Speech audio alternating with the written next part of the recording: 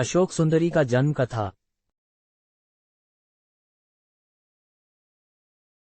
भगवान शिव की एक पुत्री का नाम अशोक सुंदरी था। हालांकि महादेव की और भी पुत्रियां थीं जिन्हें नागकन्या माना गया। उनका नाम जया, विषहर, शामिलबारी देवी और दोतली। अशोक सुंदरी को भगवान शिव और पार्वती की पुत्री बताया गया, इसीलिए वही गणेश जी की बहन है। इनका विवाह राजा नहुष से हुआ था।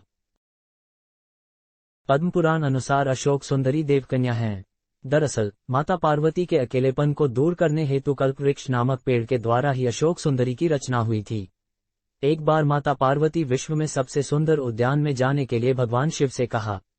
तब भगवान शिव अपनी पत्नी पार्वती को नंदनवन ले गए। वहां माता को कल्पवृक्ष से लगाव हो गया और वे उस वृक्ष को लेकर कैलाश आ गईं। कल्पवृक्ष मनोकामना पूर्ण करने वाला वृक्ष है। पार्वती ने अपने अकेलेपन को दूर करने हेतु उस वृक्ष से यह वर मांगा कि उन्हें एक कन्या प्राप्त हो। तब कल्पवृक्ष द्वारा अशोक सुंदरी का जन्म हुआ। माता पार्वती ने उस कन्या को वरदान दिया कि उसका विवाह देवराज इंद्र जैसे शक्तिशाली युवक से होगा। इसी वरदान के असर के कारण एक बार अशोक सुंदरी अपनी दासियों के साथ नंदनवन में विचरण कर रही थीं। तभी वहां हुंड नामक राक्षस आया, जो अशोक सुंदरी की सुंदरता से मोहित हो गया और उसने अशोक सुंदरी के सामने विवाह का प्रस्ताव रखा। लेकिन अशोक सुंदरी ने अपने वरदान और विवाह के बारे में बताया कि उनका विवाह नहुष से ही होगा। यह सुनकर राक्षस ने कहा कि वह नहुष को मार डालेगा।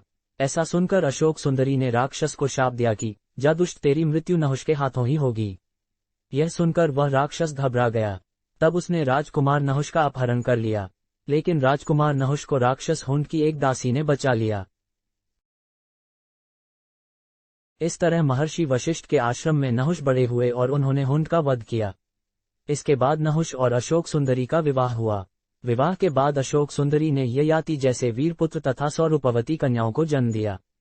ययाति भारत के चक्रवर्ती सम्राटों में से एक थे और उन्हीं के 5 पुत्रों से संपूर्ण भारत पर राज किया था। उनके 5 पुत्रों का नाम था पुरु, यदु, तुर्वस, अनु तथा द्रुहु। इन्हें वेदों में पंचनंद कहा गया है। संपूर्ण वीडियो देखने के लिए दिल से धन्यवाद।